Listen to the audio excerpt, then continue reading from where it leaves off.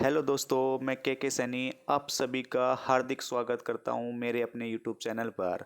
उम्मीद करता हूं कि सभी अच्छे होंगे और आज का पेपर सभी का A1 गया होगा, बहुत शानदार गया होगा। पेपर बहुत अच्छा आया है दोस्तों। मैं बात कर रहा हूं पटवारी के पेपर की, जो कि राजस्थान में बहुत फेमस है और आपने बहुत अच्छे से मेहनत करी है दोस्तों।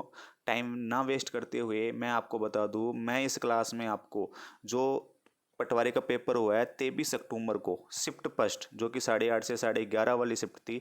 उसके अंदर जो मैथ्स वाला पार्ट है उसकी मैं आपको यहाँ पे आंसर की बताऊंगा। आंसर की तो बताऊंगा ही, साथ साथ में आपको मैं इसका सॉल्यूशन भी आपको करवाने जा रहा हूँ।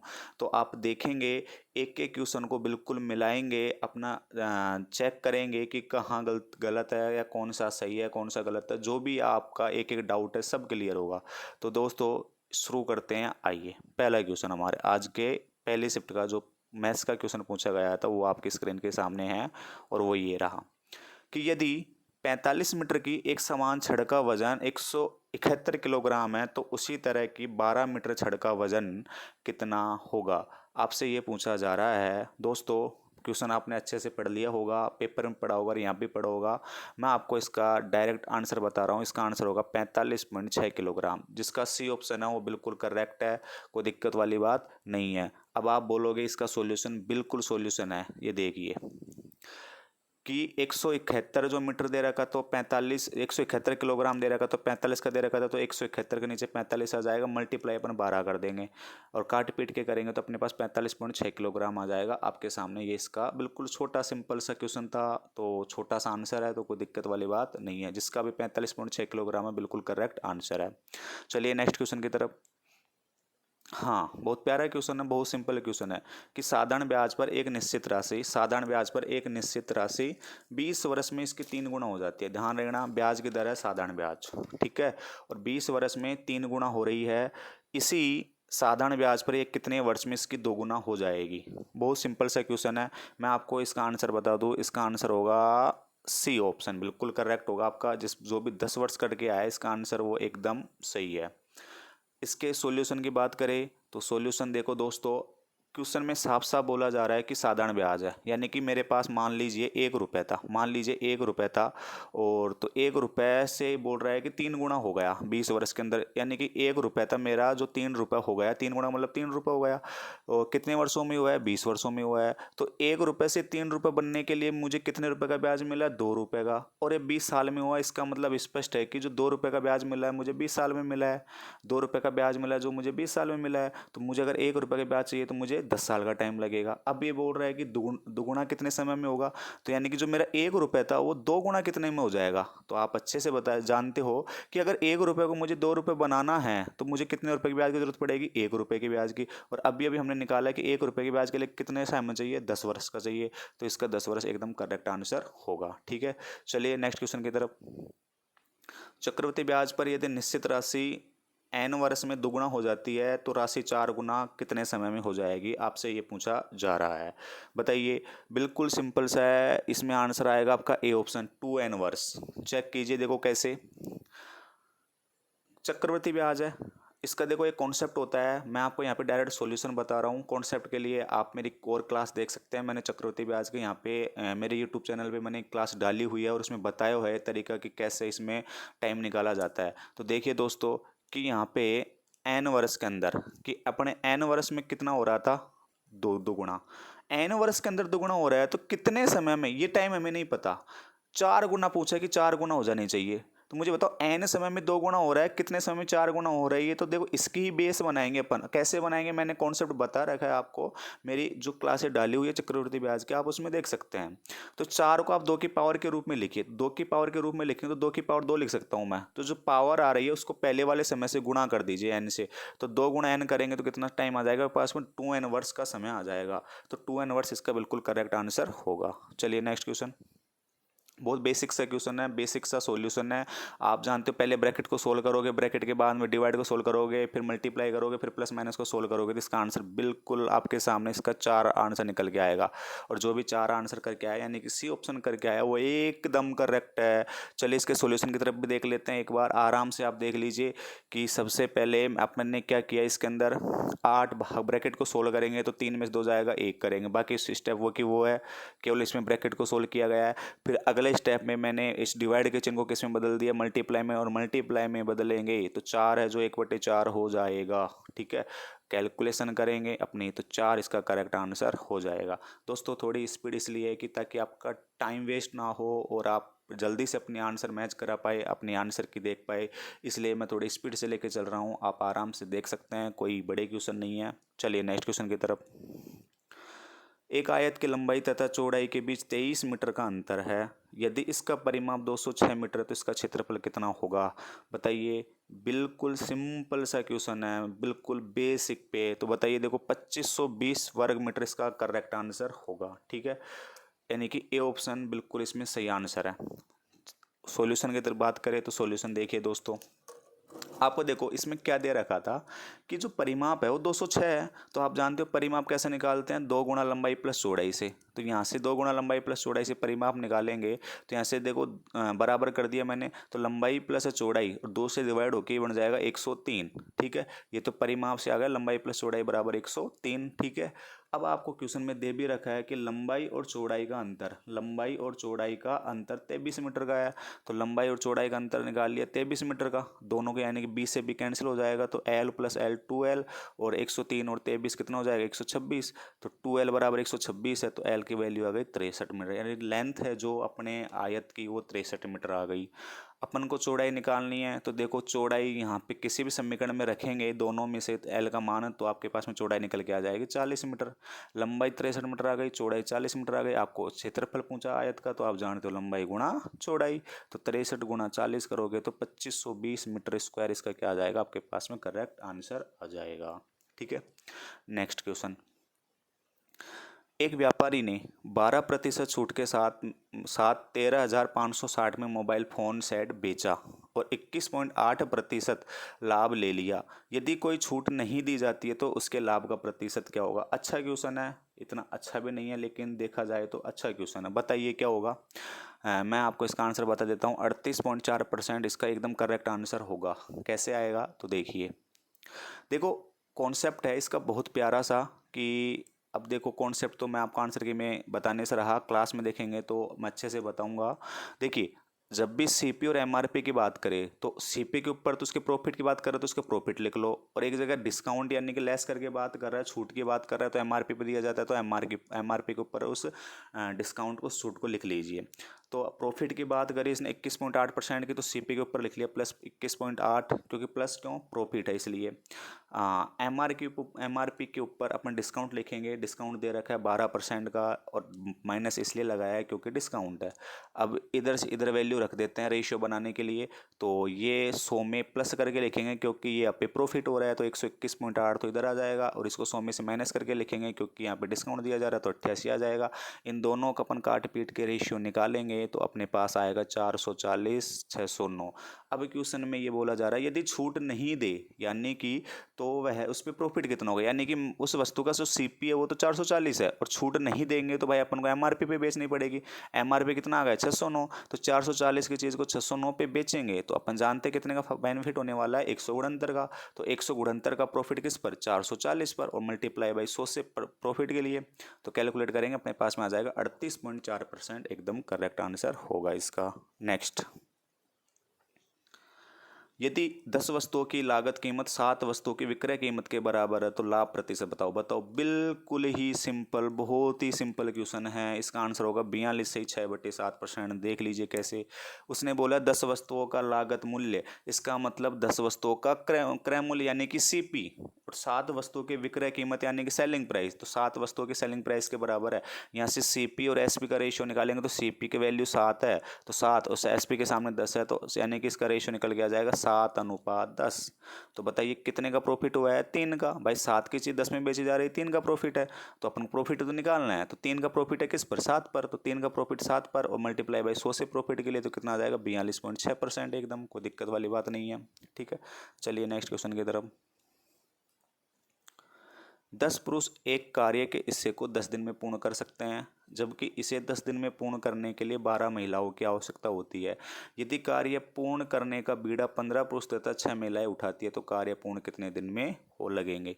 तो भाई इसमें 5 दिन आंसर आएगा। देख लीजिए कैसे। अब मैं इसका सॉल्यूशन मैं बताने जा रहा हूँ, आगे देखिए। देखो क्वेश्चन को ढंग से पढ़िए, आपके सामने क्वेश्चन है।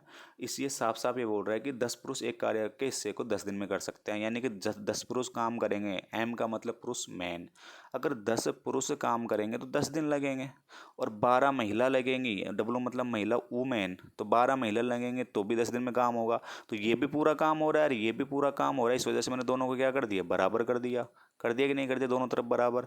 अब यहाँ से मैं काट पीट के दोनों का रेशियो निकालूंगा। एम और डब्लू का रेशियो आ जाएगा 6:5, यानी कि आदमी की कार्य क्षमता तो आ गई 6 और औरत की आ गई 5। कार्य क्षमता का मतलब होता है एक दिन का काम, यानी एक दिन में ये 6 काम करता है तो औरत करेगी 5 काम। तो मैं बात करूँ कुल काम कितना है, तो 10 आदमी 10 दिन में कुल काम कर देते हैं एक। तो 10 आदमी, आदमी की जगह कितना 10 आदमी 10 दिन में काम कर रहे हैं ना, तो 10 आदमी की जगह आदमी की एफिशिएंसी कितनी आ जाएगी? 6, और मल्टीप्लाई बाई 10 को 10 दिन में कर रहे हैं तो टोटल करेंगे तो 600 दिन आ जाएगा।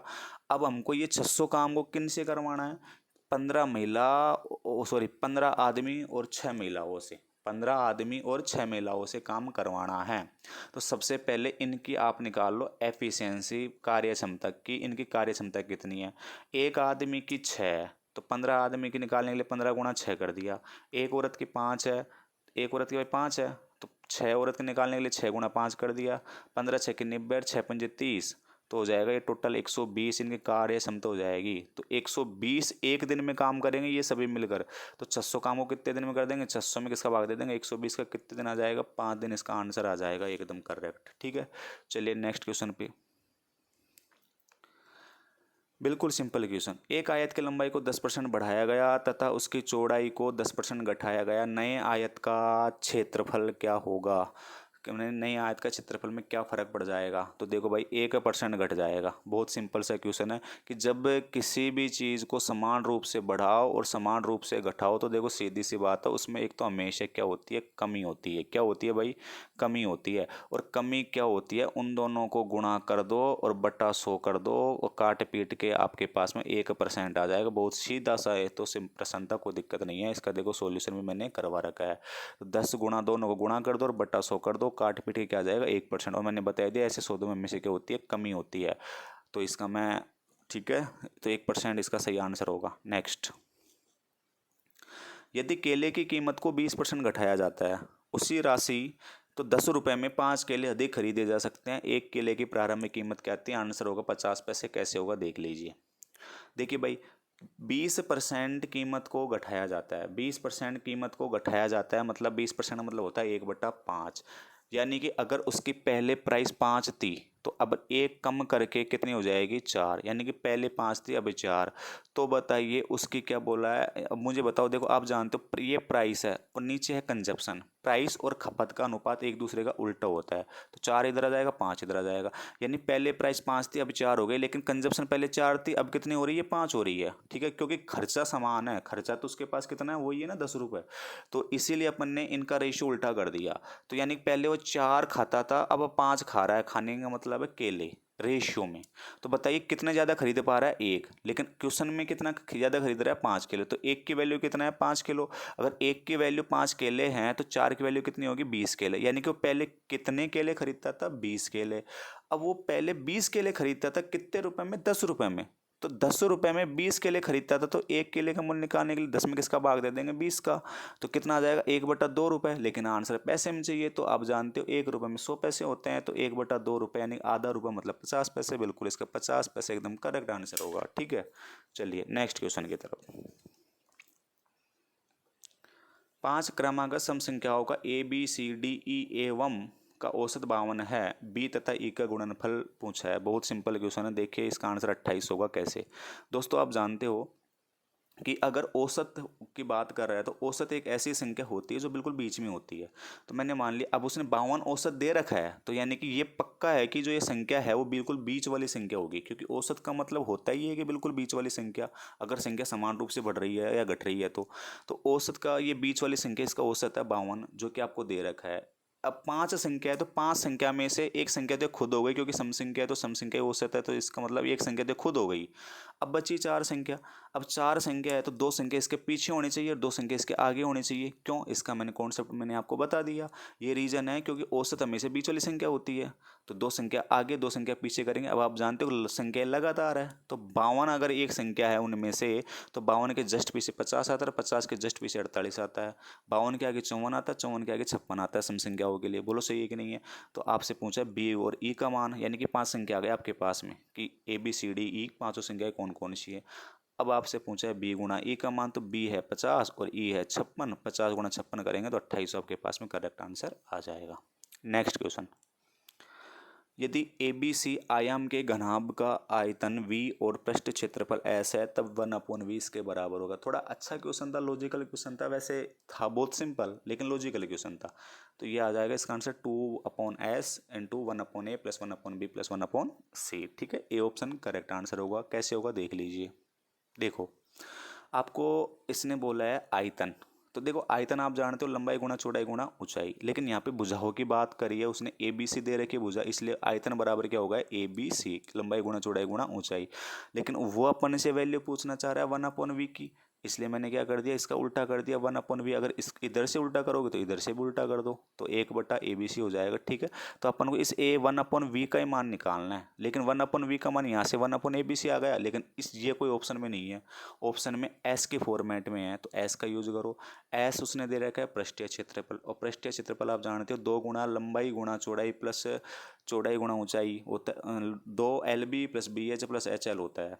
तो देखिए, अब LBH यानी लंबाई दे रखा है A, चौड़ाई दे रखा है B, और A B एंड C। ठीक है, एक मिनट, हाँ, तो A B एंड C। ठीक है, हाँ सॉरी, थोड़ा सा फ़ोन मोबाइल गिर गया। हाँ, तो देखिए दोस्तों, ABC आपको ये लंबाई चौड़ाई ऊंचाई दे रखी है, तो देखो 2LB BH और HL इसमें रखेंगे फॉर्मूले के अकॉर्डिंग। तो यहाँ पे पृष्ठीय क्षेत्रफल का फॉर्मूला था LB BH HL की जगह मैंने AB BC AC का यूज़ कर लिया। तो मुझे बताओ, अब देखो मैंने क्या किया, नेक्स्ट स्टेप में मैंने ABC से गुणा और ABC से भाग कर दिया दोनों जगह। तो देखो S बराबर 2, अब जो ये ABC है ये एलसीएम में इन तीनों के नीचे, तो ABC AB के नीचे भी जाएगा, ABC BC के नीचे जाएगा, ABC AC के नीचे भी जाएगा। जब तीनों के नीचे जाएगा ABC AB कटेगा तो यहाँ बचेगा 1/c, यहाँ बचेगा 1/a, यहाँ बचेगा 1/b, यानी कुल मिला क्या बचेगा 1/a 1/b 1/c, और इनटू में ABC है ये, तो यहाँ भी ABC है। अब देखिए, यहाँ से मुझे 1/v का मान निकालना है, तो 1/abc से निकाल दो चाहे 1/v निकाल दो, बात एक ही है। तो मैंने क्या किया 1/abc। तो मुझे बताओ, इस abc को मैं इधर लेके आऊँगा तो 1/abc हो जाएगा। एस को इधर लेके जाऊँगा तो हाँ किसके नीचे जाएगा? 2 के नीचे, तो 2/s 1/a plus 1/b plus 1/c। ये किसका मान आ गया? 1/abc का। इधर देख लो 1/abc किसके बराबर था? 1/v के बराबर। तो 1/v बराबर 1 बोल दो चाहे 1/abc बराबर बोल दो, बात एक ही है, तो आपका ये करेक्ट आंसर हो जाएगा। ठीक है, नेक्स्ट क्वेश्चन, एक बेलनाकार पात्र जिसकी त्रिज्या 4 सेंटीमीटर पानी से भरा है, एक ठोस गोला जिसकी त्रिज्या 3 सेंटीमीटर है, उसको पानी में जब तक डाला गया जब तक कि वह पूरा डूब नहीं गया, पानी में इस तरह बढ़ेगा। सीधी सी बात है, बेलन का आयतन बराबर शंकु का आयतन करना था, इसका आंसर 9/4 सेंटीमीटर होगा। देख लीजिए, तो बेलन का आयतन πr²h, शंकु का आयतन सॉरी गोले का आयतन, शंकु नहीं था सॉरी, यहाँ पे गोले का आयतन, तो 4/3 πr³। तो आपको इस h का मान तो आपको निकालना ही है, तो यहाँ पे 4/3 πr³ बटे πr² नीचे आ जाएगा, और कैल पाई से पाई कैंसिल हो जाएगा आपका। ठीक है, 4/3, इस r की वैल्यू आपको दे रखी है क्वेश्चन में 3 × 3 रख दिया, और इस r की वैल्यू आपको दे रखी है 4 × 4, कैंसिल करोगे 9/4 आपको आंसर आ जाएगा। ठीक है, नेक्स्ट क्वेश्चन, एक आदमी प्रति माह 875 रुपये खर्च करता है और अपनी आय के 12.5% की बचत करता है, तो मासिक आय कितनी है? देखिए दोस्तों, इसका आंसर 1000 रुपये आ जाएगा। देखिए कैसे भाई, 12.5% की क्या कर रहा है? 12.5%, एक बार क्वेश्चन देख लेता हूँ मैं। हाँ, तो 12.5% की बचत कर रहा है। तो भाई 12.5% की फ्रैक्शन होती है 1/8, यानी कि अगर 8 उसके इनकम है तो 1 की क्या कर रहा है, बचत कर रहा है। तो बताइए खर्च क्या कर रहा है, 7। खर्च कितना कर रहा है, 7। अब आपको सेविंग देखो, दो रास्ते हैं, आप कैसे भी निकाल लो। भाई मैं एक काम करता हूँ, पहले सेविंग निकाल ली है मैंने यहाँ पे, तो सेविंग अब 875 का खर्चा दे रखा है, लेकिन यहाँ पे खर्चा कितना है, 7। तो 875 के नीचे कितना आ जाएगा, 7। और सेविंग कितने की कर रहा है, 1 की, तो 1 से गुणा 1 से कर दिया, कितना आ गया, 125 रुपये उसकी सेविंग आ गई। अब 875 का खर्चा कर रहा था, 125 की सेविंग कर रहा है, इसका मतलब दोनों को जोड़ देंगे तो उसकी इनकम कितनी रही होगी, 1000 रुपये। कितनी रही होगी भाई, 1000 रुपये उसकी इनकम रही होगी। क्लियर है सभी के। नेक्स्ट क्वेश्चन, पहले 6 प्राकृत संख्याओं के वर्गों का औसत ज्ञात करें। बिल्कुल सिंपल है, बिल्कुल सिंपल है। इसका आंसर आएगा 15.16, 15.16। ठीक है, 15.16। देखिए कैसे आएगा, इसका आंसर आएगा 15.16। देखिए, हाँ, आप जानते हो कि प्राकृत संख्याओं के वर्गों का, आप औसत को छोड़ दीजिए, योग, प्राकृत संख्याओं का योग क्या होता है, प्राकृत संख्याओं का योग आप जानते हो लगातार, तो ये होता है n+1 2n+1/6। ये वाला फॉर्मूला होता है इसका योग का, होता है कि नहीं होता है। अब मैंने बटा 6 क्यों कर दिया, क्योंकि 6 संख्या है और औसत की बात कर रहा है, तो और औसत का मतलब क्या होता है ना, जितनी संख्या उसका भाग लगा दो योग में, तो इसलिए मैंने 6 का पहले ही भाग लगा दिया फॉर्मूले में। अब संख्या 6 है, यानी कि डायरेक्ट बन गया औसत का फॉर्मूला। किसका बन गया, औसत का फॉर्मूला। तो अब n 6 संख्या है तो n की जगह मैंने 6 रख दिया, तो 6, 6 और 1 7, और 6 दूनी 12 और 1 13, नीचे 6 × 6, 6 से 6 कैंसिल हो जाएगा, 13 7 91, और बटा 6 करोगे तो 15.16 आपका करेक्ट आंसर आ जाएगा। नेक्स्ट, एक बैग में 1 रुपये 50 पैसे और 25 पैसे के सिक्कों का अनुपात 2.5:3:4 के अनुपात में, यदि कुल राशि 420 है तो 50 पैसे के सिक्कों की संख्या क्या है। तो देखिए, 1 रुपये 50 पैसे 25 पैसे के सिक्के हैं, का अनुपात दे रखा है ये, इस अनुपात को सरल करोगे ये बन जाएगा। तो अनुपात को सरल करने पे सिक्कों की संख्या का अनुपात ये है, लेकिन आपको क्वेश्चन में 420 रुपये दे रखे, तो रुपए मैंने यहाँ से निकाले। 1 रुपये के 5 सिक्के हैं अनुपात में, लेकिन हम मान के चलते हैं कि 1 रुपये के 5 सिक्के हैं, तो यानी रुपए कितने आएंगे, 5 रुपये। 50 पैसे के 6 सिक्के हैं तो रुपए कितने आएंगे, 3 रुपये। क्यों, 50 पैसे के 6 सिक्के यानी 300 पैसे, 300 पैसे मतलब 3 रुपये। 25 पैसे के 8 सिक्के मतलब 225 × 200 पैसे यानी कि 2 रुपये। ठीक है, अब आपको 50 पैसे के सिक्कों की संख्या निकालनी है। अब आपको 420 रुपये दे रखा है, 420 रुपये है तो रुपए के नीचे रुपए, तो 420 कुल रुपए, तो 5 और 3 8 और 2 10, यहाँ से नीचे कितना आ जाएगा, 10। अब 50 पैसे के सिक्के चाहिए, इसलिए मैंने सिक्के ये रहे, और 50 पैसे के चाहिए तो इसलिए मैंने किससे गुणा कर दूंगा, इसको 6 से। तो 6 से गुणा कर दे, कितना आ जाएगा, 252। एकदम करेक्ट आंसर होगा इसका। ठीक है दोस्तों, उम्मीद करता हूँ सबके समझ में आया होगा, और समझने वाली बात नहीं थी, मैं यहाँ मेरा मकसद था कि मैं आंसर की लेके आऊँ, और आपके सामने मैंने आंसर की करवाई, आपको बहुत अच्छा लगी होगी। और अगर आपको वीडियो पसंद आया या आंसर की में आपको आप आंसर के जैसे सेटिस्फाई हो, तो मैं चाहता हूँ कि आप इसको आगे भेजो और ज़्यादा से ज़्यादा शेयर करो। और आप अगर मेरे चैनल पे नए हैं तो सब्सक्राइब करना ना भूलें, लाइक तो आपको करके जाना ही है, बस इतना सा मैं आपसे रिक्वेस्ट करता हूँ। ठीक है दोस्तों, thank you so much, bye.